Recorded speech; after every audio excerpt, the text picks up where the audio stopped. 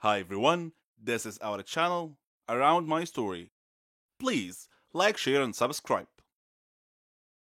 Nous souhaitons tous vivre un conte de fées, quelque chose qui sort tout droit de nos rêves. Malheureusement, ce n'est pas toujours le cas. Certaines histoires doivent être laissées dans l'obscurité, là où elles doivent être jamais piétinées, jamais entendues. La mienne est une de ces histoires. Je m'appelle Amanda. J'ai 19 ans. Je vis avec mon père et mes 3 sœurs dans le sous-sol. Oui, vous m'avez entendu, le sous-sol, pour nous protéger des envahisseurs extraterrestres. Je ne suis pas folle, c'est vrai. Et le plus étrange reste à venir. Mon père travaille dans un centre de recherche scientifique. Et pour une raison inconnue, ils l'ont viré. Maintenant, il gère une petite bibliothèque. Le salaire n'est vraiment pas très élevé, mais c'est plus que suffisant. Quant à ma mère, elle est morte mystérieusement. Un jour, elle est rentrée tard du travail. Et quand papa est rentré, et que nous lui avons dit qu'elle n'était pas encore arrivée, il a appelé la police. Ils l'ont cherchée partout, et ont finalement trouvé son corps dans la rivière. Il était déjà trop tard. Le coupable était inconnu. Il n'y avait aucun indice, aucune trace de quoi que ce soit. Ce jour-là, papa nous a réunis pour nous dire un secret. Il nous a dit que les extraterrestres avaient tué notre mère. Nous étions jeunes alors. Nous ne saisissions pas ce qu'il disait. Mais nous savions que papa ne mentirait pas. Il nous a aussi montré un papier avec une écriture étrange. Il nous a dit que le papier disait que les extraterrestres allaient envahir la Terre en quelques jours. Nous étions choqués. Ne sachant pas ce que nous devions faire, nous avons commencé à pleurer. Papa a donc décidé que nous allions vivre dans le sous-sol de la maison jusqu'à ce que l'invasion soit terminée. Le lendemain, il est sorti. Et quand il est revenu, il avait toutes sortes de nourriture et de boissons. Il verrouilla toutes les portes et les fenêtres. Il déplaça tous les appareils électriques au sous-sol. Nous n'étions même pas autorisés à regarder la télévision ou à avoir un quelconque contact avec le monde extérieur, et nous avons commencé à vivre au sous-sol. Une de mes sœurs était malade, mais parce que nous n'avions pas le droit d'avoir de contact avec le monde extérieur, elle est morte. Les jours passaient, l'un après l'autre. Nous étions complètement isolés. Chaque fois que nous manquions de nourriture, papa partait nous en chercher, au péril de sa vie. Bien sûr. Il nous enfermait toujours dans la cave pendant son absence. Un de ces jours, papa était parti pour nous chercher de la nourriture, mais quand il est revenu, il pleurait. Il disait que des extraterrestres avaient envahi la Terre, que la race humaine était en voie d'extinction, que nous étions parmi les rares qui restaient sur la planète. Après cela, le comportement de papa est devenu plus étrange. Il s'asseyait seul et marmonnait tout seul. La mort arrive. Tout est perdu. Et le temps passait indéfiniment. Des années semblaient s'être écoulées dans ce sous-sol. Un jour, papa est revenu de son voyage. Il avait un regard étrange et effrayant dans ses yeux, et il avait un pistolet à la main. Il nous a regardés et a dit « Je ne permettrai pas aux extraterrestres de vous tuer. Je vais vous épargner leur torture. Je vais mettre fin à cela moi-même. » Et il a pointé le pistolet dans notre direction.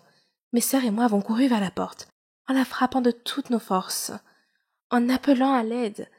Il cria comme un fou et dit « Mort à tous !» Avec tous nos coups, la porte est ouverte. Nous avons couru. Toutes les portes et les fenêtres étaient barricadées avec des planches de bois, toutes sauf une. Nous avons couru dans la rue et nous avons été frappés. Des humains normaux se promenaient partout. Et quand ils nous virent, ils crièrent et dirent « Les fantômes du manoir de Denver !» Nous ne savions pas ce qui se passait. Mais papa sortit après nous et commença à tirer au hasard. Des gens le ligotèrent et appelèrent la police. Quand la police arriva, elle nous dit la vérité, que papa perdit la tête après avoir été licencié du travail, et quand maman le confronta, il la tua, et ce fut la fin. Je m'appelle Ginny. Vous pouvez m'appeler la mauvaise fille si vous voulez. C'est comme ça que les enfants du quartier m'appelaient. J'ai une longue histoire à vous raconter. J'étais l'aînée d'une fratrie de 5 enfants. Ma mère est morte de maladie, et mon père a été estropié dans un accident de voiture. Il ne pouvait pas marcher et devait utiliser un fauteuil roulant. Voir mes frères et sœurs souffrir de la faim et de la pauvreté était un spectacle constant à la maison. Mon père était déprimé. Nos voisins nous aidaient beaucoup, mais j'étais constamment inquiète de ce qui se passerait s'ils arrêtaient un jour. J'ai donc décidé de trouver un emploi. Je savais que ça ne serait pas facile, car je n'avais que 15 ans. Qui voudra embaucher une jeune de 15 ans? Malgré mon appréhension et mon manque de confiance, j'ai décidé de trouver un emploi.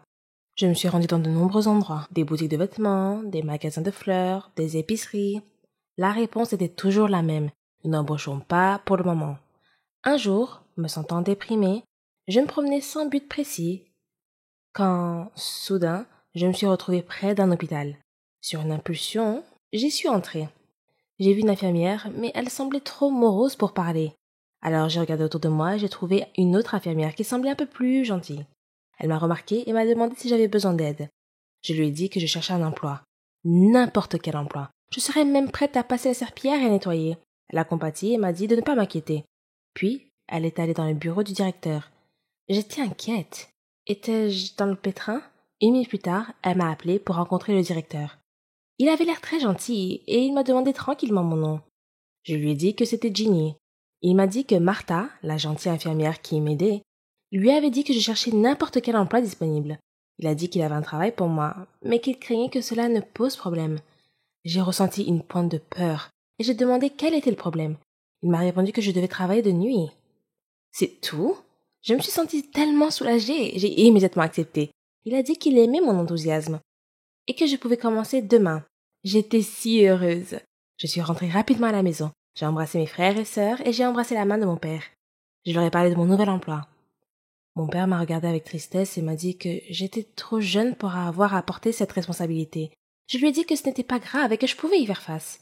Quand je partais travailler à l'hôpital tous les soirs, il y avait une bande de jeunes qui traînaient toujours dans le quartier. J'espérais qu'ils ne me dérangeraient pas, mais mes espoirs étaient vains. Ils se moquaient de moi chaque fois que je passais près d'eux. Mais j'en ai jamais parlé à ma famille. J'ai commencé à travailler comme femme de ménage, mais grâce à mon assiduité et à mon intelligence, j'ai pu en apprendre un peu plus sur les soins infirmiers, ce qui m'a permis d'être promue. D'abord comme aide-soignante, puis comme infirmière. Mes collègues m'ont beaucoup soutenue.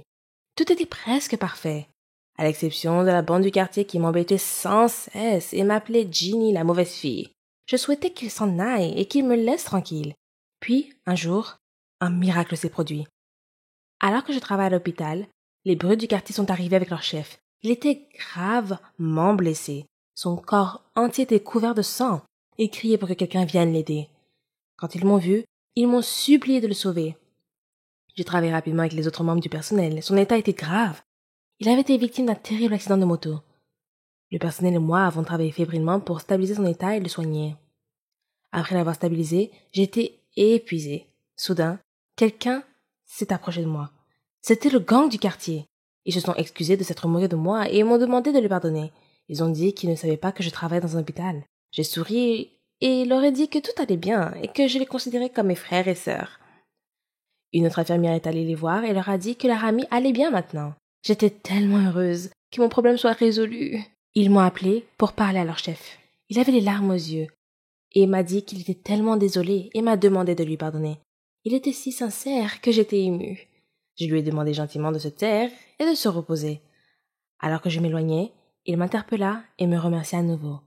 Après cet incident, le directeur m'a convoqué et m'a félicité d'avoir sauvé la vie du patient ce jour-là. J'étais encore loin de réaliser mes rêves, mais j'avais une bonne longueur d'avance. La bande du quartier a commencé à m'appeler l'ange de la miséricorde.